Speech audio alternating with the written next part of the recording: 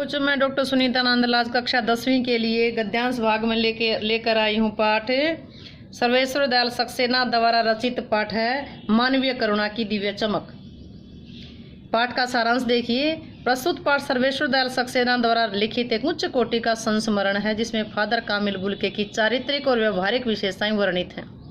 Belgium में जन्मे father Bulcke ऐसी भारत भूमि से भारत आए जो गिरजाघरों, पादरियों, धर्म गुरुओं और संतों की पावन भूमि कही जाती है। उन्होंने भारत आने के बाद से मृत्यु पर्यंत अपना कर्म क्षेत्र बनाए रखा। फादर सन्यासी थे, लेकिन परंपरागत नहीं थे।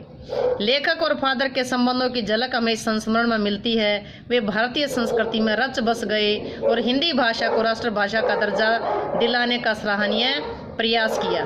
फादर बुल्के के निधन पर लेखक का आक्रोश।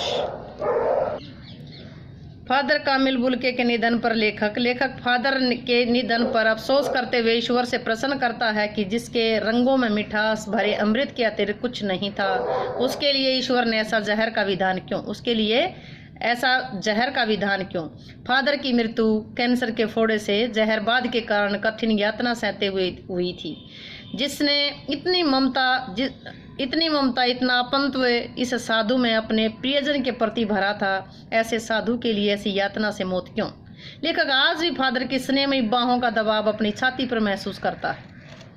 फादर बुल्के की आत्मीयता और लेखक के लिए फादर कामिल बुल्के को याद करना शांत संगीत सुनने जैसा लगता था। उनको देखना निर्मल जल में स्नान करने जैसा था। उनसे बातें करना कर्म को संकल्प में भरने जैसा था।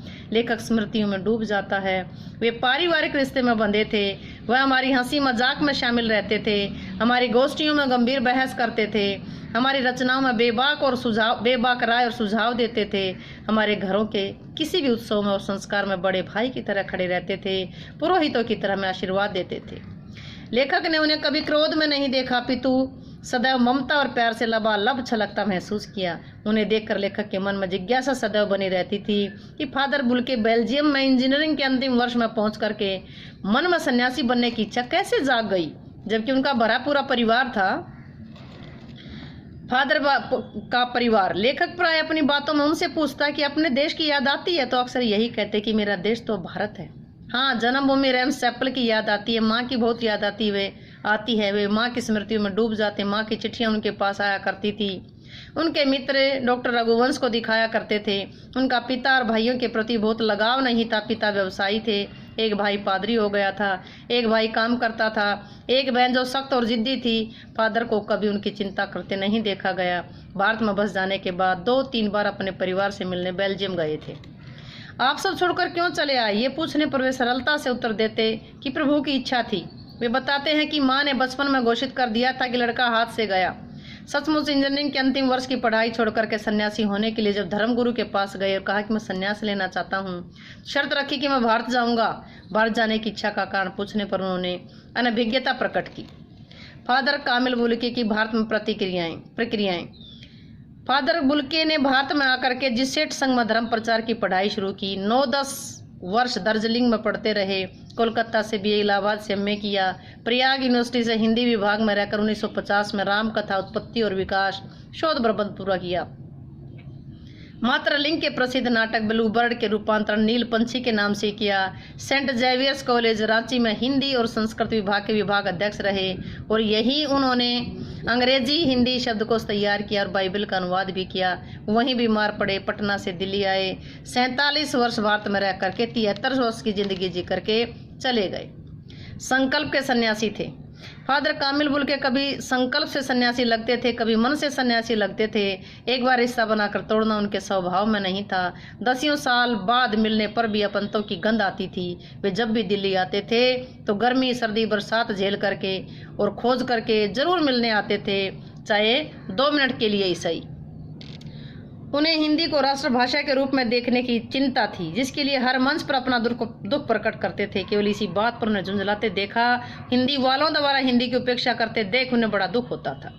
घर परिवार के बारे में पूछना, निजी दुख तकलीफ के बारे में पूछना उनका स्वभाव था। बड़े से बड़े दुख में उनके मुख से सांत्वना के स्वर सुन करके राहत मिलती थी। लेखक को अपने पुत्र और पत्नी की मृत्यु पर फादर के शब्दों में झरती हुई ध्वनि शांति प्रदान करती है। उनकी अंतिम जीवन यात्रा। लेखक को अंतिम क्षणों में फादर से गले न मिलने का दुख है, क्योंकि लेखक को पता ही नहीं था चला कि फादर दिल्ली में है और बीमार हैं। जब देखा तो उनका जिस्म ताबूत में पड़ा था। 18 अगस्त 1982 की सुबह कश्मीरी गेट से निकल करके कब्रगाह में उनका ताबूत एक छोटी सी नीली गाड़ी में से उतारा गया। उतारने वालों में कुछ पादरी, रघुवंश जी का बेटा, उनके परिजन राजेश्वर सिंह उतार रहे थे। इस यात्रा में कब्रगाह तक जाने वालों में शैक्षणिक संस्थानों से जुड़े बड़े बड़े विद्वान, इलाहाबाद के प्रसिद्ध विज्ञान शिक्षक डॉक्टर सत्यप्रकाश, डॉक्टर रघुवंश, जाने वालों में संकरी सड़क की डॉक्टर रघुवंश संकरी सड़क की ठंडी उदासी में पहले से खामोश खड़े थे। मसीह विधि से अंतिम संस्कार हुआ। हिंदी में भी मसीह विधि से प्रार्थना की गई। सेंट जेवियर्स के रेक्टर फादर पास्कल ने उनके जीवन और कर्म पर श्रद्धांजलि अर्पित करते हुए कहा, फादर बुल के धरती में जा रहे हैं, इस धरती से ऐसे रत्न और पैदा हो। डॉक्टर सत्यप्रकाश ने अपनी श्रद्धांजलि में उनके अनुकरणीय जीवन को नमन किया, फिर देह कब्र में उतार दी गई। लेखक कहता है कि मैं नहीं जानता कि सन्यासी ने भी सोचा होगा या नहीं कि जिसकी मृत्यु पर कोई रोएगा, लेकिन उस क्षण रोने वालों की कमी नहीं थी। हमारे बीच से वो चला गया जो हम में से सबसे अधिक छायादार, फल फूल गंध से भरा, सबसे अलग, सबका होकर सबसे ऊंचाई पर मानवीय करुणा की दिव्य चमक में लहलाता खड़ा था। तो बच्चों, ये पाठ था मानवीय करुणा की दिव्य चमक। कहानी आपको अच्छे से समझ आई होगी। ये संस्मरण था और आपको अच्छा लगा होगा। वीडियो अच्छी लगी हो तो लाइक करें, शेयर करें, चैनल को सब्सक्राइब जरूर करें।